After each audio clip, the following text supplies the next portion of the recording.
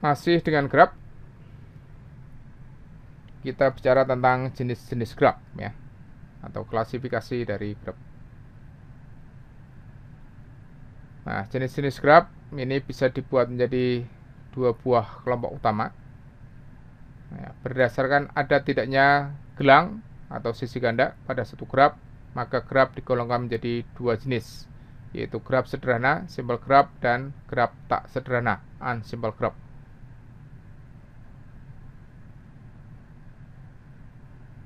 Ini simple grab, yaitu grab yang tidak mengandung gelang maupun sisi ganda, jadi tidak punya loop, tidak punya loop, dan juga tidak punya multiple edge atau grab parallel edge gitu ya, dinamakan grab sederhana. Nah, G1 adalah contoh dari grab sederhana. Kemudian ada grab tak sederhana unsimple grab ya, grab yang mengandung sisi ganda atau gelang dinamakan grab tak sederhana unsimple grab.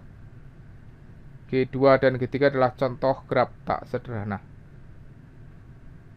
ya, karena dia mengandung sisi ganda atau busur ganda, dan juga dia grab ketiganya dia mengandung loop dan juga itu. Di sisi lain ada juga yang menyebutnya ada grab berhingga dan ada grab tak berhingga, limited grab dan ada unlimited grab. Grab berhingga adalah grab yang jumlah simbolnya berhingga. Sedangkan grab tak berhingga itu atau unlimited grab, yaitu jumlah simbolnya tidak berhingga banyaknya, disebut grab tak berhingga. Sedangkan dari sisi arah, maka jenis grab itu kita buat menjadi dua. Ada grab tak berarah, undirected grab, grab yang sisinya tidak punya orientasi arah, disebut grab tak berarah.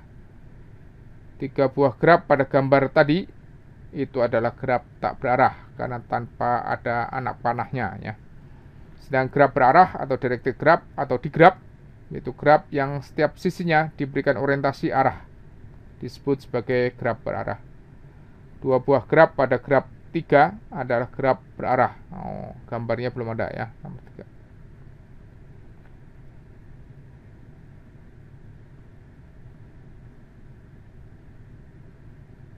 Ya, berikutnya lagi ini orientasi arah pada sisi ya. Maka secara umum grab dibedakan atas dua jenis, grab tak berarah dan grab berarah.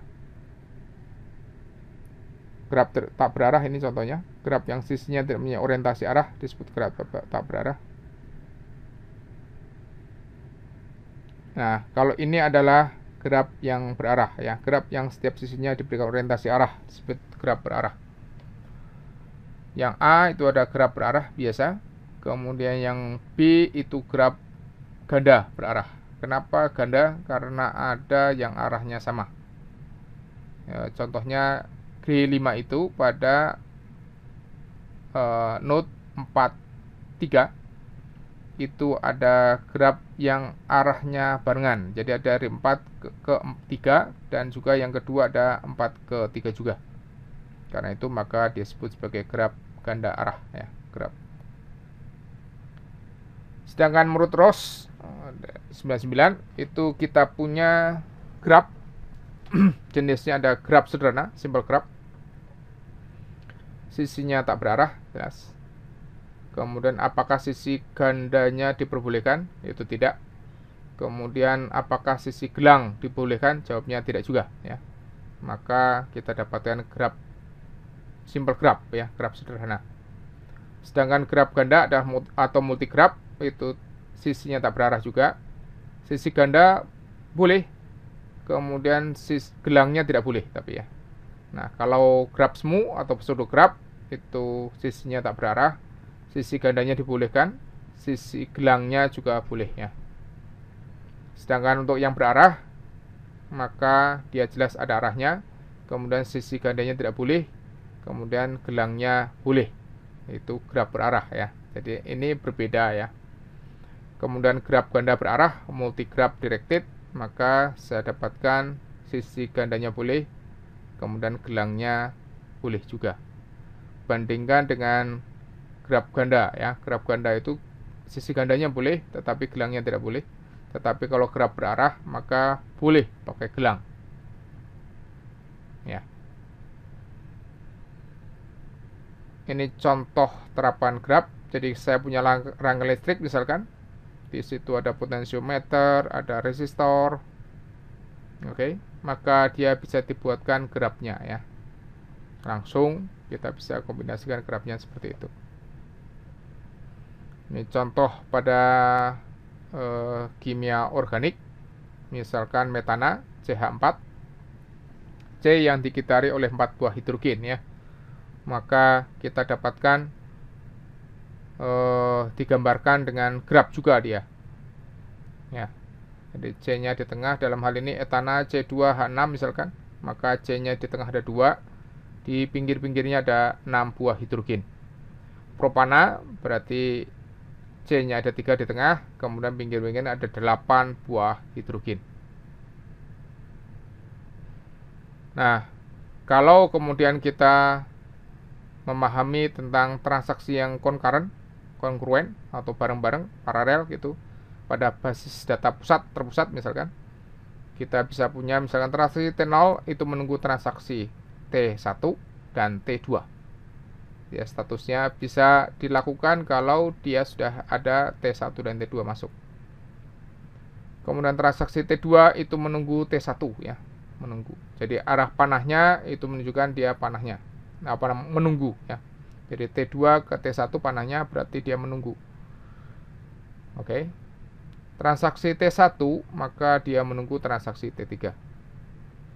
Kemudian transaksi T3 menunggu transaksi T2. Nah, ini concurrent bareng-bareng. Kalau semuanya jalan maka dia jalan, kalau enggak ya enggak ya. Tuh. Ini contoh lain bagaimana grab diterapkan untuk menguji program ya, coding. Oke. Poin 1 adalah read, poin 2 itu ngecek ya, apakah X-nya tidak sama dengan 9999 ya. Kemudian 3 itu mulai masuk ke dalam loopnya gitu. Ngecek X apakah lebih kecil dari 0. Kalau benar maka masukkan tidak boleh negatif ya. Kalau dia tidak benar itu maka dia ke X diisi dengan X plus 10. Kemudian dia read dan akhirnya dia menuliskannya di nomor 7 ya. Lihat panahnya dia grab pakai arah ya. Jadi kapan dia menulis.